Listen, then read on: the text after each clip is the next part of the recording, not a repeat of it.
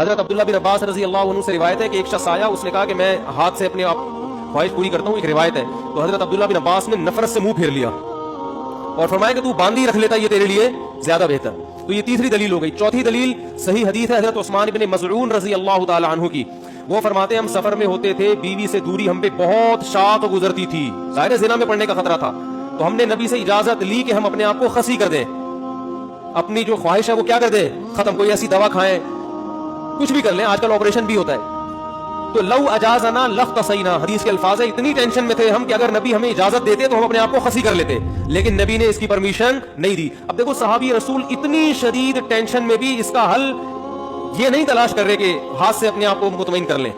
اتنی شدید ٹینشن میں بھی اگر اس کی اسلام میں ذرہ برابر بھی گنجائش ہوتی تو ذرا سا تو اشارہ ملتا نا, صحابہ کر لیتے یا ان کو اشارہ دے دیا جاتا کہ بھائی اپنے آپ کو خسی کرنے پر آ گئے ہو, اپنی اللہ کی تخلیق کو تبدیل کر رہے ہو, تو اس سے بہتر ہے کہ تم اپنی تسکین کر لو اس طریقے سے.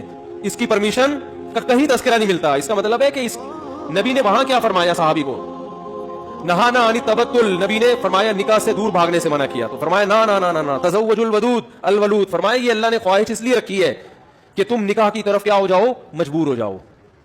یہ کتنے دلائل ہو گئے, بولو نا بھائی, 4 دلائل ہو گئے. اور بھی بہت کچھ ہے اس پہ بولنے کے لیے, میں مختصر بات سمیٹ رہا ہوں.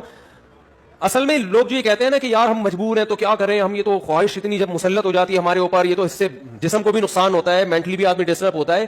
تو یاد رکھو یہ اللہ نے آپ پر آپ اتنی زبردست خواہش اس لیے مسلط کی ہے تاکہ آپ نہ چاہتے ہوئے بھی شادی پر مجبور ہو جائیں, اور شادی میں فطرت آپ کے دلائل ماننے کے لیے تیار نہیں ہے.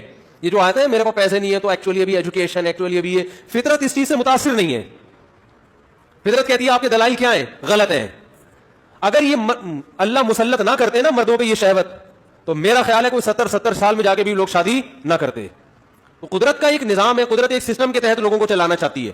اس کا فائدہ یہ ہوگا کہ آپ نہ چاہتے ہوئے کم خاندان کی لڑکیوں سے شادی پر مجبور ہوگے, ان کو گھر ملے گا. اگر مجھ زنی کی اجازت دے دی جائے, مجھے تھوڑی لینگویج صاف استعمال کرنی پڑ رہی ہے, بہت معذرت, مجبوری ہے. اگر اس کی اجازت دے دی جائے تو لوگ نکاح میں کیا کریں گے, تاخیر. نقصان کس کا ہوگا, لڑکیوں کا. لڑکیاں بھی پھر ہینڈ پریکٹس کریں گی جو کہ کر رہی ہیں, وہ بھی مجبور ہوں گی. تو اسلام نے آپ پر, اللہ نے آپ کے اوپر یہ شہوت اسی لیے مسلط کی ہے کہ یہ آپ کا یہ آپشنل نہیں رہے نکاح, بلکہ آپ کی باڈی کی ریکوائرمنٹ بن جائے کہ بھئی یہ تو کرنا ہی کرنا ہے. اور اس کا فائدہ کس کو ہوگا, عورت کو. بات آ رہی ہے سمجھ میں, اس کا گھر بسے گا.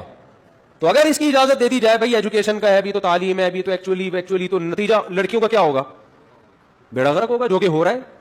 آپ کہہ سکتے ہیں وہ بھی تعلیم حاصل کریں, ہم بھی حاصل کریں, تو بات یہ کتنی تعلیم حاصل کر لیں گی, اور اگر کر بھی لیں گی تو فطرت کا کوئی آلٹرنیٹ نہیں ہوتا, نیچر کا متبادل نہیں ہے. جو چیز آپ کی باڈی کی ریکوائرمنٹ ہے اس کو بہرحال پورا کرنا ہے. دیکھو اگر آپ کے پاس ایجوکیشن کی وجہ سے کھانے کا ٹائم نہیں ہے, آپ مصروف ہیں جس کی وجہ سے کھانے کا ٹائم نہیں ہے, تو کیا پیٹ آپ کو بھوک لگانا چھوڑ دے گا, ہے بھائی؟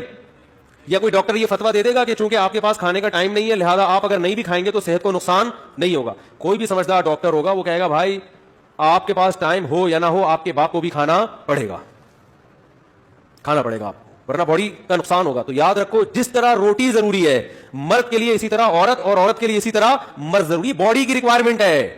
تو اسلام چونکہ نیچر کے خلاف نہیں چلاتا آپ کو, اس لیے اسلام نے تمام راستے بند کر دیے خواہش پوری کرنے کے, کیونکہ وہ سارے ان میں سے کوئی بھی نیچرل نہیں ہے. صرف ایک ہی نیچرل ہے کہ مرد کا کانٹیکٹ عورت سے اور عورت کا مرد سے, اس کے علاوہ کوئی نیچرل نہیں ہے.